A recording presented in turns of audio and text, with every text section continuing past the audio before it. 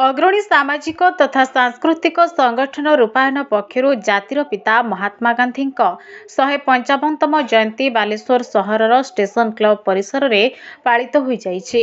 एने आयोजित कार्यक्रम में मुख्य अतिथि भाव बालेश्वर सांसद प्रताप चंद्र षडंगी जोग देइथिले।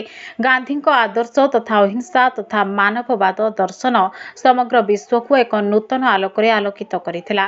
जणे युगपुरुष भावे तांकर अहिंसा आंदोलन ही इंग्रेज कबलरू पराधीन भारत वर्ष को मुक्त करिपारिथिला बोली श्री षडंगी मत देइथिले।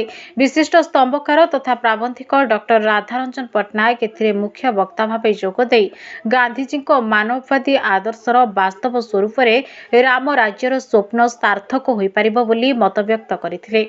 कवि प्रशांत दास, कवि अभय दास, कवि कालीपद पंडा प्रमुख सम्मानित अतिथि भाव जोगदे वक्तव्य प्रदान करथिले।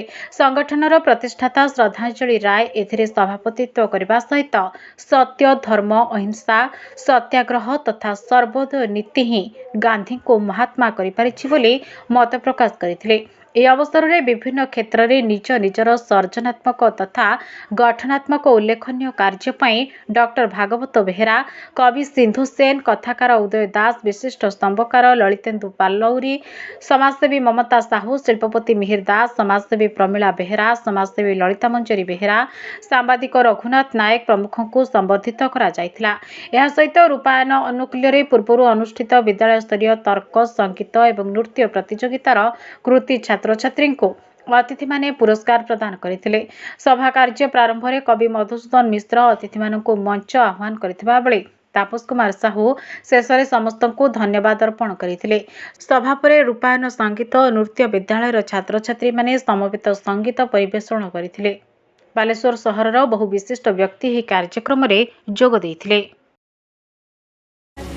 महात्मा गांधी अति बाल्यकाल एमती गोटे समस्या तार सामना पास मास्टर देखी कहले पूरा इन्स्पेक्टर आसी पिलाटा भूल लिखे चार्टा शब्द ठीक अच्छे गोटे शब्द सुकेत कले पाख पिला देखे लंगर किसी बुझुन गांधीजी किसी शुण मोहनदास करमचंद गांधी शिक्षक को माने अनेक बाध्य छात्र शिक्षक मानि न मानी बापा माँ गाड़ी करते कानून पकई था मैंने कहीं मानलुनि कहीं गोटे नंबर कम रहा मास्टर कहले मास्टर आसी कहते देख ये बुझु तुम पिला कहली मानल गांधी जाणिक मानले ना कारण अन्यर ज्ञान चोरी करके सर्टिफिकेट नवा गांधी चाहिए ना केते बयस होइतिलो 5 वर्ष 7 वर्ष 8 वर्ष से मोहन दास रु महात्मा रे पला हमर पिला मान उत्तम संस्कार देवा परिवर्ते चालाकी शिखा द्वारा से फर्स्ट क्लास पास नहीं पारि किंतु गांधी को तुम नहीं पारि से उच्चतर आदर्शर मूल्यवत शिक्षा देवा माँ मान आज रूपायन तथा भाषा साहित्य संस्कृति विभाग तरफ मिलित सहयोग आम गांधी जयंती पालन करुँ। केवल आज नुहे प्रत्येक वर्ष आम गांधी जयंती पालन करूँ। पिलामानक भितर प्रतियोगिता होता डिबेट, म्यूजिक, डांस कंपटीशन सब होता। तापर आम पिला म्यूजिक स्कूल पिला गीत भजन कार्यक्रम रखी आज दिवसव्यापी आम कार्यक्रम रही। आज केवल ये कहबी महात्मा गांधी को सारा विश्व मन रखी जन साधारण आंठू लुचु ना जड़े मनीष खंडे बाड़ी धरी सारा विश्व को देश को जब ब्रिटिश शासन मुक्त कर पारे तो आदर्श जदि आम युवपीढ़ी अनुप्राणित हो पारती तो निश्चित भाव में समाज सुस्थ समाज गठन हो पार। यह केवल मो वार्ता रही। केवल आज गोटे दिन नुहे आज गोटे दिन में आम स्मृति आदर्श कथा कहबानी सबुदिन गांधी चिंता और चेतना भितर आम निजक हजईदे आदर्श कथा कहवा केवल ये गोटे दिन यह मो विश्वास कैनि।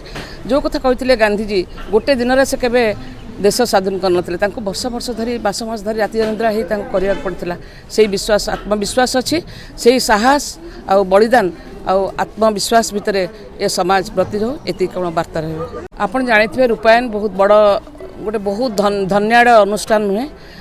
ये हूँ लोकों पाखरे साधारण लोकों पाखरे पहुँचे आ गोटे आपण मैंने जानते गोटे माने आदिवासी गाँव को से पोषग्राम करिछि। बहुत गाँव अच्छी किंतु आदिवासी गाँव को पोषग्राम करिछि। तो निज भितर जो भल पाइबा टिकक अच्छी रूपाय निश्चित भाव में गांधी आदर्श चिंता चेतना निश्चित भाव उद्बोध होती से आदर्श अनुप्राणित होती जहाँपाई कि रूपायन आज गोटे दिन नुहे वर्ष सारा ये कार्यक्रम रखे ମାନେ ଦୁଃଖୀ ରଙ୍କି ଲୋକଙ୍କ ପାଖରେ ପହଞ୍ଚେ, ସାଧାରଣ ଲୋକଙ୍କ ପାଖରେ ରୂପାୟନ ଅନୁଷ୍ଠାନ ପହଞ୍ଚିଥାଏ।